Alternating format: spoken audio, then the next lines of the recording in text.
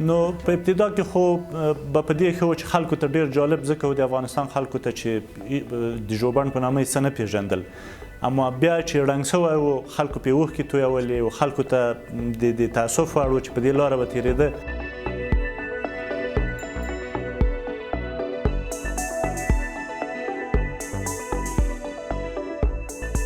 چې ما بیرته جوړ کړ، داسې فکر وکړه چې د یو چا اوښکې پاکوي او یو د خوشحالي زمینه ورته مساعده وي. دا الحمدلله اوس ډېر خلک خوشحاله وو. د لیدونکي ریکارډ چې موږ له پخوا سره سنجوو په هغه وخت کې چې ژوبڼ نوی جوړ شوی ممکن 150,000 لیدونکي وو، اما ما 1,000,000 لیدونکو ته په کال کې دا زمینه مساعده کړې. یو بل مهمه شی دا چې د عاید په هکله درته ووایم، کابل ژوبڼ لله الحمد خودکفا سوی و. په تیر کال کې موږ تقریبا 10 میلیون افغانۍ عاید کړی و او د موږ مصارف شاوخوا 20 میلیون ته رسېدل. دغه نور بودیجه مو په انکشافي کارونو مصرفوله او امیدواري دا ده چې موږ د خپل عواید له لاسه ورنکړو. انشاءالله په دې فکر کې، په اقتصادي فکر کې یو.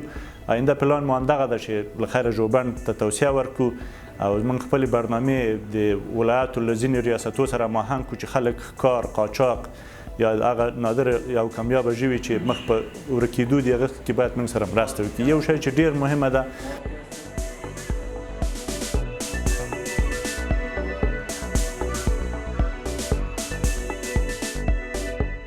دا یو نیک خبر دی. متاسفانه چې په 4 لسیزو کې د بېرحمانه بمباردونو، د غټو اسلحو استعمال، د ځنګلونو قطع دې ته زمینه مساعد کړې وه چې د دغه افغانستان بومي اصلي ژوي یا مرغان مهاجر سي نورو همسایه هیوادونو ته. اما دا یو نیک خبر دی چې جنګ اوس ختم دی، چې نور مرغان او نور ژوي د نورو هیوادونو راځي.